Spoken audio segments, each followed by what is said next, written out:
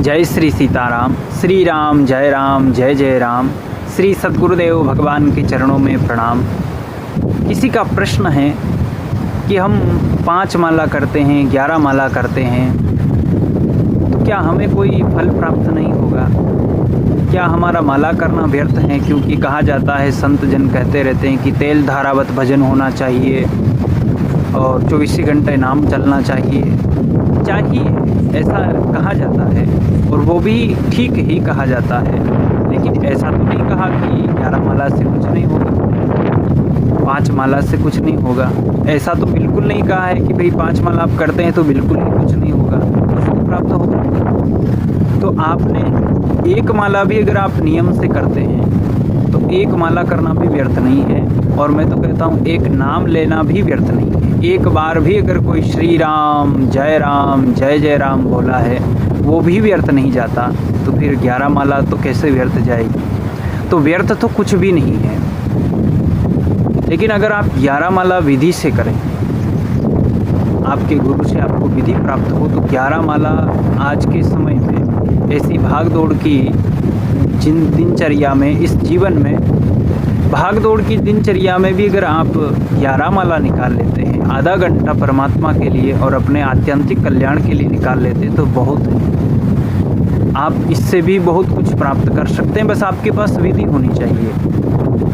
अब हम वैसे ही बहुत कम समय अपने आप को और आध्यात्मिक मार्ग को दे पाते हैं, और उसमें भी अगर हम फिर आनाकानी करें, नींद निकालें, जबकि मारते हुए जप करें, तो कम से कम 11 माला तो आप बिल्कुल जागृत अवस्था में करें।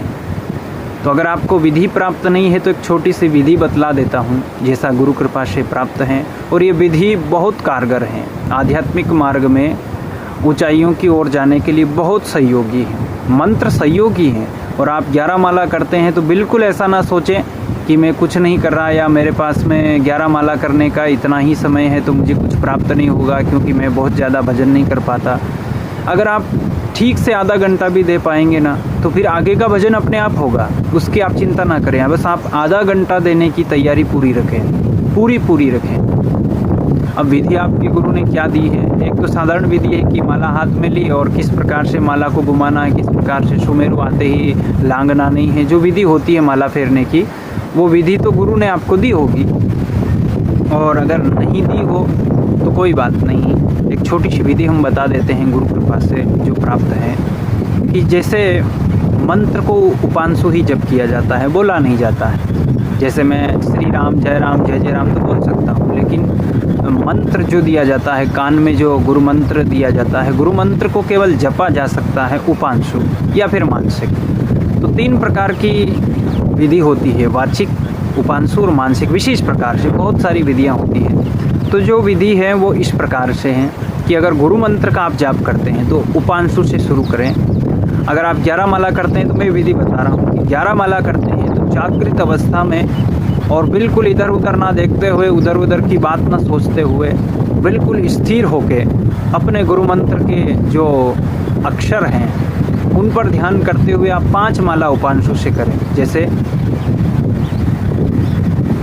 आपके होठ हिले लेकिन आवाज़ किसी को ना आए, किसी को पता न चले कि आप जप क्या रहे हैं, लेकिन आपको भीतर भीतर मंत्र को इस प्रकार से नहीं जपना है कि फटाफट से श्री राम जय राम दौड़ के नहीं करना है। जब आप आधा घंटा ही दे रहे तो बड़े आराम से और एक एक अक्षर सुनते हुए आप जाप करें, और 5 माला तक आप उपांशु जाप करें। और फिर 5 माला, अगर आप 11 माला ही निकाल सकते हैं तो फिर 5 माला या 6 माला आपको क्या करना है? मानसिक जप करना है। ना होठ हिले, ना जीभ हिले, या तो आपकी आंख बंद हो या खुली हो, ध्यान आपका आज्ञा चक्र के ऊपर, और आप मंत्र का स्मरण करते हैं, उसे ही स्मरण करें, इसमें और कुछ नहीं। केवल अब जब मन में ही आप जाप करेंगे, मन में ही सुनेंगे, मन में ही देखेंगे, तो फिर एकाग्रता इससे बढ़कर और क्या होगी? आप श्री राम जय राम केवल मन से,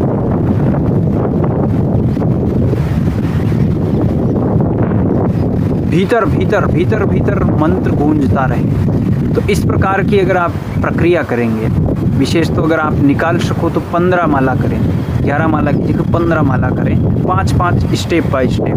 तो अगली स्टेप क्या होगी? अगला चरण क्या होगा कि आपने 5 माला उपांशु जपा और 5 माला आपने मानसिक जपा। अब 5 माला आप इस प्रकार से करेंगे कि आप मोती तो फेरेंगे।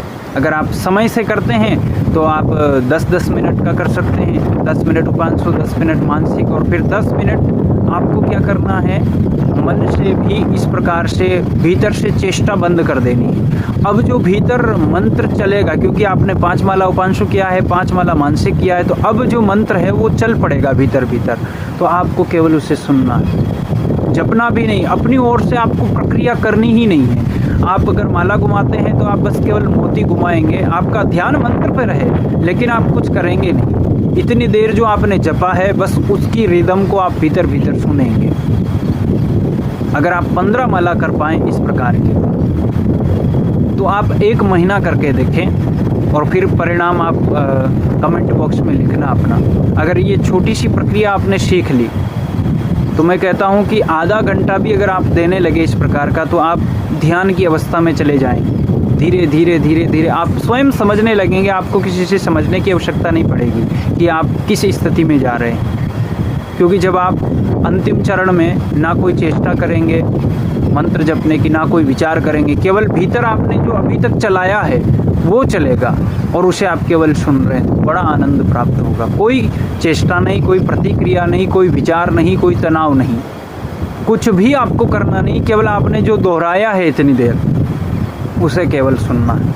और फिर उसके आगे की स्थिति कभी कभी आपको प्राप्त होने लगेगी कि कुछ भी नहीं बचा है, फिर भी एक आनंद आपके भीतर है, आप गहराई में उतरते जाएंगे।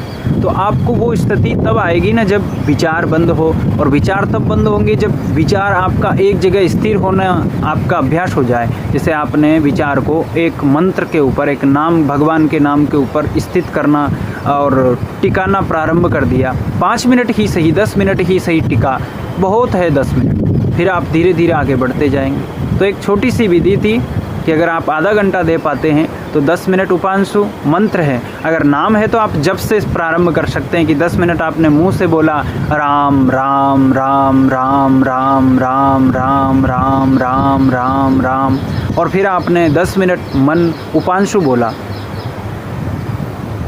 अब मैं होठ हिला रहा हूँ, इसका मतलब ये नहीं कि मुझे आवाज़ नहीं, आपको आवाज़ नहीं आ रही, लेकिन मुझे आवाज़ आएगी, मैं सुनूंगा और होठ हिलेंगे, भीतर भीतर मैं सुनूंगा।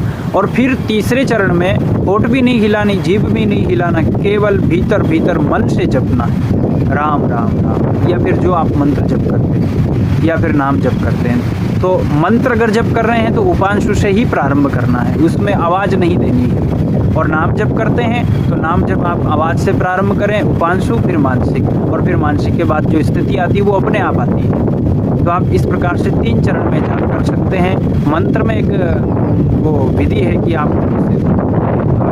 वाचिक से प्रारंभ करें मानसिक, और मानसिक के बाद में फिर बिना चेष्टा के मानसिक में भी आप जाप नहीं करेंगे, केवल ध्यान देंगे कि भीतर चल रहा है या नहीं, और नहीं चल रहा है तो चल क्या रहा है उस पर मैं ध्यान दूंगा, प्रतिक्रिया कुछ नहीं करनी। तो ये छोटी सी विधि आपको समझ में आई होगी। अगर आपको दी होगी तो आपको बहुत अच्छे से समझ आई होगी, नहीं दी होगी तो आप समझने का प्रयास करेंगे। वीडियो को 2 बार देखें, 3 बार देखें, समझ में आ जाएगी। तो आज के लिए इतना ही।